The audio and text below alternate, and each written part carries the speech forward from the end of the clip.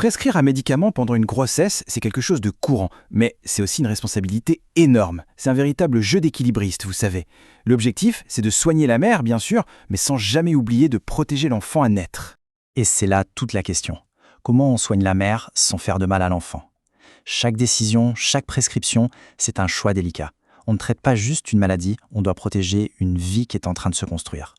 Alors, comment on s'y prend dans cette situation si complexe? Bon alors, pour y voir plus clair, il faut commencer par les bases. Et la base, c'est de bien comprendre le vocabulaire du risque. Il y a deux mots qu'on doit absolument maîtriser, tératogène et phétotoxique. Saisir la différence entre les deux, c'est vraiment la première étape indispensable.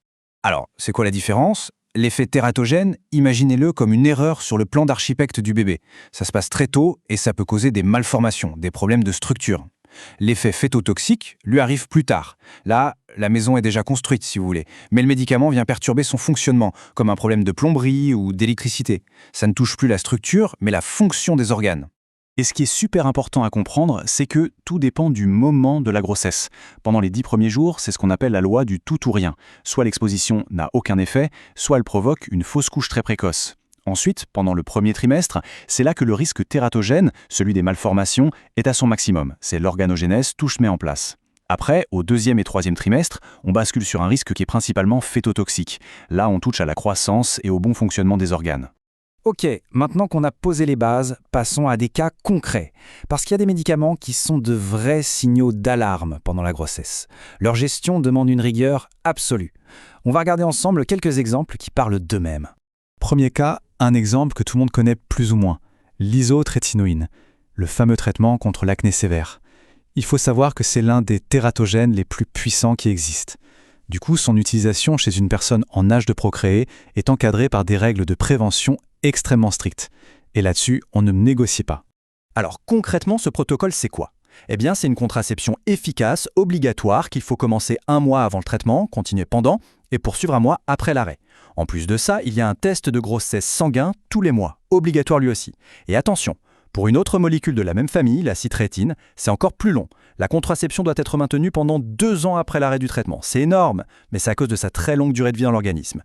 Autre situation, les antiépileptiques. Là, ça se complique encore un peu. Pourquoi? Parce qu'arrêter le traitement, c'est souvent impossible, ça serait trop dangereux pour la mère. Il faut donc trouver la meilleure stratégie possible pour contrôler l'épilepsie, tout en réduisant au maximum les risques pour le bébé. C'est un vrai casse-tête.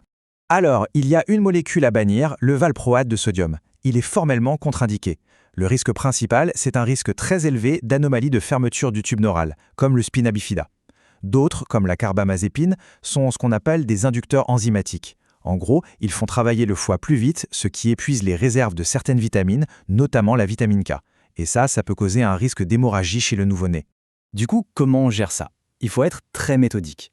Premièrement, on garde le traitement, mais à la plus petite dose qui soit efficace. Deuxièmement, on donne de l'acide folique à haute dose, 5 mg par jour, et c'est indispensable. L'idéal, c'est même de commencer avant la conception.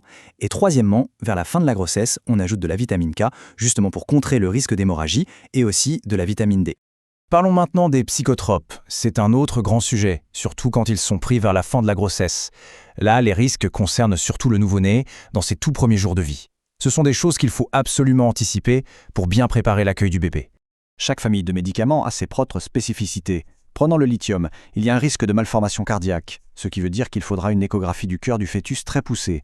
Les neuroleptiques, de leur côté, peuvent donner au bébé un syndrome qui ressemble à un Parkinson, mais qui est heureusement temporaire.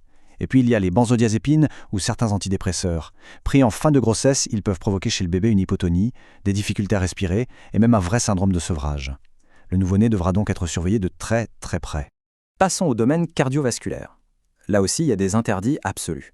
C'est le cas des inhibiteurs de l'enzyme de conversion et des sartans. Pourquoi? Parce qu'ils peuvent bloquer le développement des reins du fœtus. Et il y a une autre classe de médicaments, très utilisée, pour laquelle il faut être ultra vigilant. C'est la question des anticoagulants. Et là, franchement, le choix est vite fait. D'un côté, on a les antivitamines K, les AVK. Eux, ils sont tératogènes, ils passent la barrière du placenta, donc c'est non, contre-indiqué. De l'autre côté, on a l'héparine. Et l'héparine, elle, ne passe pas le placenta. C'est donc le traitement de choix. On peut traiter la mère efficacement sans que le médicament n'atteigne le fœtus. Et ça nous amène à une règle d'or, un message de santé publique crucial, c'est zéro. Zéro automédication avec des anti-inflammatoires non stéroïdiens, les ANS. à partir du 6e mois. Pourquoi? C'est simple et c'est grave. Ils peuvent provoquer la fermeture d'un petit vaisseau essentiel pour le fœtus, le canal artériel. Et si ce canal se ferme trop tôt, les conséquences sont dramatiques. On parle d'insuffisance cardiaque, d'hypertension pulmonaire gravissime chez le nouveau-né. C'est une contre-indication absolue. Bon, on a beaucoup parlé des dangers, mais heureusement, on ne reste pas sans rien faire. Voyons maintenant comment on peut soigner en toute sécurité. Pour la plupart des maladies, il existe des alternatives, des traitements qui ont été bien étudiés et qui sont considérés comme sûrs pendant la grossesse. Et la bonne nouvelle, c'est qu'on a quand même pas mal d'options. Pour une infection bactérienne, par exemple, on peut utiliser sans problème les pénicillines ou les céphalosporines. Pour la douleur, le réflexe numéro 1, c'est le paracétamol. C'est la référence à n'importe quel stade de la grossesse. Côté dépression, les antidépresseurs ISRS sont en général possibles, sauf peut-être pour la paroxétine où il faut être un peu plus prudent. Et pour une anxiété passagère, on peut penser à l'oxazépam ou l'hydroxyzine, mais vraiment pour un usage ponctuel et à la plus petite dose possible. Un mot sur les vaccins, c'est important aussi. Les vaccins qu'on dit inactivés sont non seulement autorisés, mais souvent recommandés. On parle de la grippe, du tétanos, de la polio. Par contre, tous les vaccins vivants, comme le ROR, le BCG ou la varicelle, eux, sont contre-indiqués pendant la grossesse. C'est une règle simple à retenir, inactivés oui, vivants non. Ok, pour résumer tout ça, comment on peut synthétiser les choses pour la pratique de tous les jours? On va revoir ensemble les quelques grands principes, les règles d'or, qui doivent guider n'importe quelle prescription pendant une grossesse. La philosophie, au fond, elle est simple. L'objectif, ce n'est pas de tout arrêter, jamais. Parce que ne pas traiter une mère, ça peut être tout aussi dangereux pour elle et pour son bébé qu'un mauvais médicament. Le vrai but, c'est de trouver le meilleur équilibre, le traitement le plus sûr, qui permettra de garder la mère en bonne santé. Alors concrètement, la démarche, on peut la découper en 4 étapes.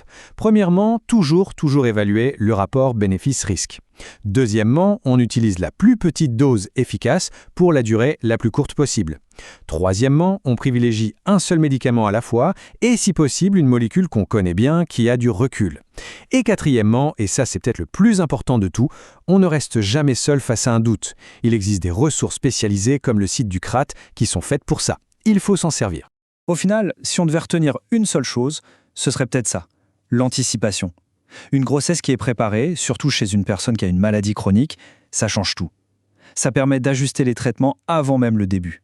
Et bien sûr, l'information et l'éducation sur les risques, en particulier sur les dangers de l'automédication, c'est vraiment notre meilleur outil.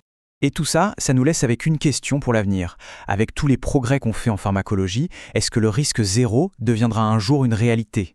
Ou est-ce que prescrire pendant la grossesse restera toujours cet art de l'équilibre, cette recherche du meilleur compromis? C'est une question qui, je pense, va continuer nous guider pendant encore de nombreuses années.